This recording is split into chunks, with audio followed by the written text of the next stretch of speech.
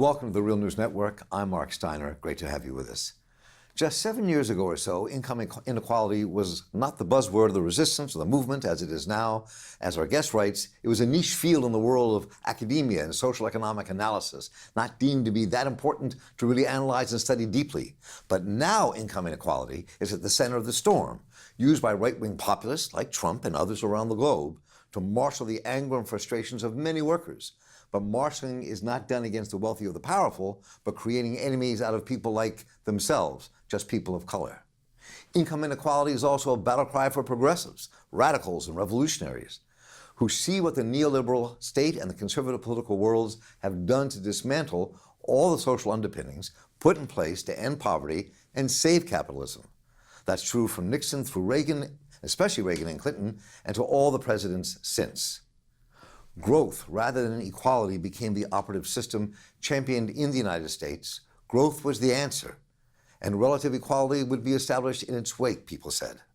Well, senior editor of The Nation, author of the Cosmopolites, The Coming of the Global Citizen, her cover story is The Inequality Industry, and is in this issue of The Nation, joins us now, and it's a pleasure to have with us Atossa, Araxia, Abrahamian. Welcome, good to have you with us. Thanks so much for having me. So this, to me, this is really an important article, and I just want to kind of take a step back a bit and talk a bit about why you thought it was so important to put on the cover and what you think we're facing. Yeah, so here at The Nation, we were thinking about how to commemorate the 10th anniversary of the financial crisis. And there's been so much written about this already, you know, the state of the world, the rise of populism, the state of the markets, which are actually doing very well. And I thought, well, you know, one really good thing to come out of the crisis, or I thought, and I still think it is rather a good thing, is that suddenly everyone really cares about economic inequality. You mentioned income inequality a few times, but I just want to just reiterate that it's not only income, it's economic inequality in the sense that it includes wealth, income, assets, and Absolutely. so on. Right. And so Americans and people around the world actually are vastly unequal. It took the crisis for the media, the public, politicians, thinkers, pundits to realize this. And, you know, around 2010, in the aftermath of the crisis, we started seeing these shocking numbers. So this is in the story, but between 1993 and 2010, the top 1% in the United States saw their incomes grow by 58%. Everybody else saw their incomes grow 6.4%. Also in 2010, 388 people, that's people, owned half of the world's wealth. So these are really shocking numbers. And, you know, they roll off the tongue. They're just you're taken aback. And I started noticing more and more of these stats pop up after the crisis. I think that a really important moment for this awareness was Occupy Wall Street. You saw the rise of this concept of the 1% that was not prevalent before. You saw posters, you saw marches, you saw people saying, how did we get here? And as a result, the interest around economic inequality grew not just on the streets, but in academic departments, at institutions like the World Bank and the International Monetary Fund. You had central banks looking into the issue. You have economists everywhere, the UN. And what happened there is that this gave rise to what I call an inequality industrial complex. All of this money, all of this research being funneled into the study of inequality. And again, that seems like a really good thing. But what we wanted to do here at The Nation is take a step back and say, is this really progressive? Who is benefiting from this whole scene? What is the research showing, and how has it significantly changed the conversation? So the article was a result of that kind of meta research on inequality, and we found some pretty interesting stuff. And again, I think it's important here to talk a bit about history, as you do in your article, which is to talk about how we got to the place that we're in at this moment.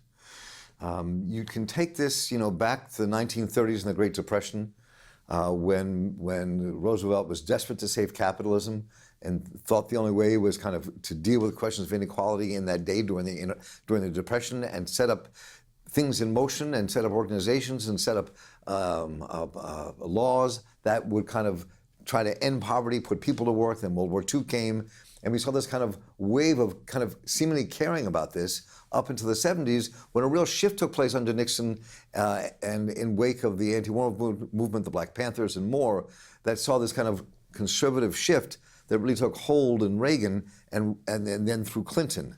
So I mean, so talk about what happened there and what brought the nation to want to deal with it in the beginning, and why we've ended up where we are now.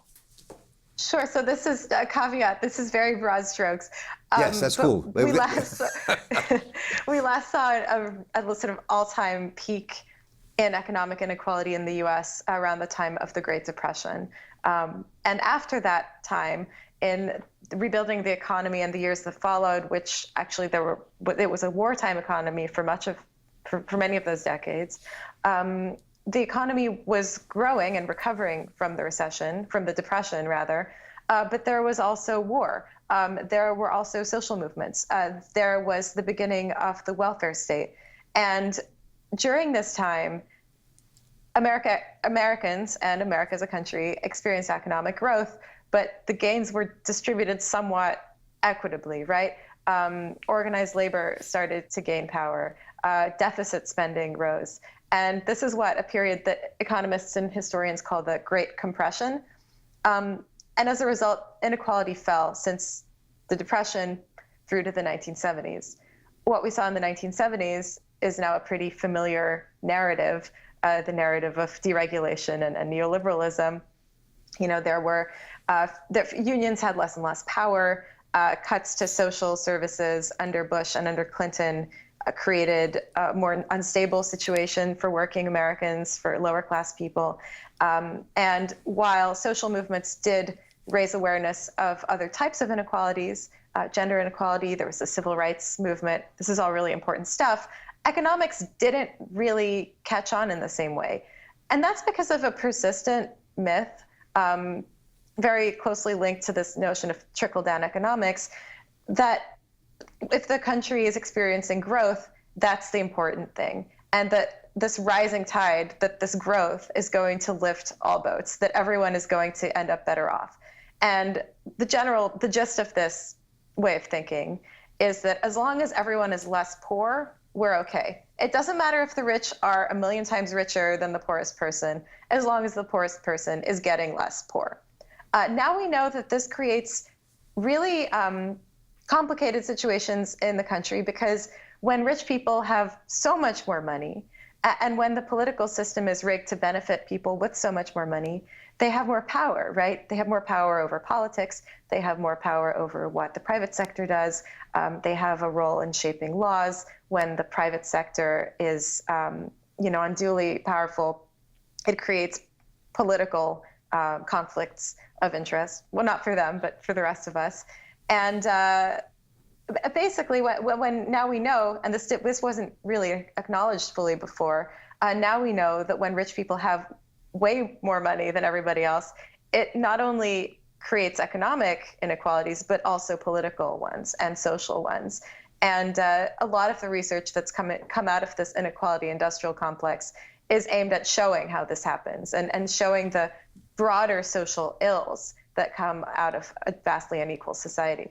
So I want to explore for a moment here where we are politically and what it means about how people use this moment of deep inequality for their own political purposes on many levels. Let me start by our listeners here to watch for a moment President Barack Obama talking about this income inequality and wealth inequality in America and what it means for him. And then we're going to parse through why there's so many different ideas about what this means and how to address it. A dangerous and growing inequality and lack of upward mobility that has jeopardized middle-class America's basic bargain, that if you work hard, you have a chance to get ahead. I believe this is the defining challenge of our time, making sure our economy works for every working American. I am convinced that the decisions we make on these issues over the next few years will determine whether or not our children will grow up in an America where opportunity is real. So, one of the things here, Atossa, that really hit me about your piece, and you also refer to this particular speech in your article that Obama gave, is that it is, what are we looking for here? I mean, when you look at the government, you look at the neoliberal government, they're looking to not necessarily eliminate poverty completely, but to make sure people think they can get ahead. And it's okay if folks, as you write, get wealthy and rich, as long as people aren't left completely behind. And you see the right wing using this here and across the globe as a way to get workers and others to come to their side, to say it's somebody else's fault and we're going to need a more authoritarian government to make this happen and to change things. And then you've got the left who's working on the same inequality issues. And the question comes up, as you raise in your article, are we talking about really creating equality or just making us less unequal? Yeah, so just to recap the narrative, the sort of conventional wisdom went from inequality doesn't matter because growth matters, right, to a version of that that stipulates that inequality is bad because it's bad for growth. So it's different, but it's kind of the same, right? Growth is still the operative term here. The point is to have more growth, and maybe we need less inequality to have more growth. I think that this is a convincing argument insofar that it is apolitical. Everyone can get behind growth. You know, technocrats love growth, politicians love growth, workers love growth, unions love growth, and bosses love growth. I can't find anyone who is really opposed to growth except a small group of environmentally minded people. And so it's an easy sell. It's a very easy sell politically. And you can see why the IMF has started saying things like this. You can see why Obama says things like this. The problem is that it doesn't really make a case for egalitarianism, and it doesn't really make a case for equality in moral terms. And I think that that is a really crucial part of this discussion that we're not having right now.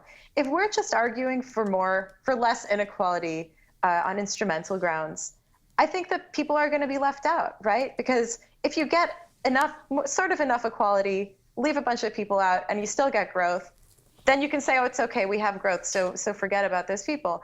And we're at a time when Americans feel so unequal. You know, I mentioned this in the story, but women feel unequal, African Americans feel unequal, heck, even white men feel unequal. Even white men feel discriminated against, right? So there's clearly a moral case to be made for equality, and I think that we're really missing out on that. And by only focusing on inequality, I think it really does highlight the differences rather than something that we should be aiming for as a common goal. So the question does become what we mean by a political platform and ideas about equality and how we define that equality and what that means. I mean, as you allude to in your article and say in your article, in many ways, the efforts taken by the Western governments, different in Europe than they have been in America for reasons maybe the power of unions and also the depth of racism in our country that have blocked what could have happened to the United States. But even there right now, you're seeing in Europe and the United States, people kind of attacking the system, the inequality growing in all these societies. So the question is, what does equality mean as a political struggle? And how do you see that developing? And how do you see that conversation happening? Well, I wish I had all the answers. No, I don't expect you to, but but I think it's about power, right? It's not just about tweaking the tax code so that rich people give a little bit more of their money to people who are less rich, because then you have to decide how you're going to spend the money, and that's really political too. If you just tax the rich and use the money on war, okay, maybe on some level it will redistribute some money, but I don't know if that's really a progressive policy. What you want is I think crucially, you have to take money out of politics. A decision like Citizens United is a catastrophe. It really exacerbates how much power wealthy people have over the political process and politicians. So that's a start. Don't think that's going to happen at the rate we're going. I think that giving more power to labor unions or people who are collectively organizing, you know, whether it's in their neighborhoods, whether it's in their workplace, whether it's on the state level, giving people more power and more say in what happens. And that's really hard to do, right? You have to start from the ground up, but you also have to have deep structural change in the political system. And I didn't want to discount redistribution because I do think it's important. But that also has to happen from the bottom up and the top down. higher wages, better benefits. All of these things make it easier for people to not be poor. And then when they stop being poor, then they can start being better. They can start doing better and start, working their way up. By the same token, I really think that rich people, and some of them acknowledge this and some of them don't, something's got to give. Some of that money has got to go to the bottom. Some of that money has got to be invested in public programs. The president of the Ford Foundation I spoke to for this story, and the Ford Foundation has started to pivot towards putting most of its resources to studying inequality and funding people who do so. Even the Ford Foundation are talking about this. They're a really, really mainstream organization. So these things are really important to talk about. We've got to start talking about them now. We've got to keep up the hard work. It's really hard with the state, with the Senate and Congress entirely controlled by Republicans, whose tax bill is doing the opposite of all of the things I'm mentioning. I mean, this Right. is a classic case of redistributing wealth to the top. So it's an uphill battle, and it's a really, really hard time to be working and passing policies around this issue. But the research is there, the enthusiasm is there. Right now, the political will is not. So I'd like to conclude with this. Was a thought. This is pulling from two different sections of your piece in the Nation. So one is when you talk about Darren Walker, who was leading the Ford Foundation's pivot around inequality, and the quote was, "I refuse to believe that this is just a natural phenomenon or part of capitalism." Was the quote that you quoted of him in your piece. And then another part of the piece you write. And talking about how we end all this, that might mean pressuring governments to take from the few to give to the many. It might mean more cooperative models of ownership. It might involve burning the whole thing down. So, to me, those two places in your article are almost at the kernel of people having to wrestle with what we do to address it.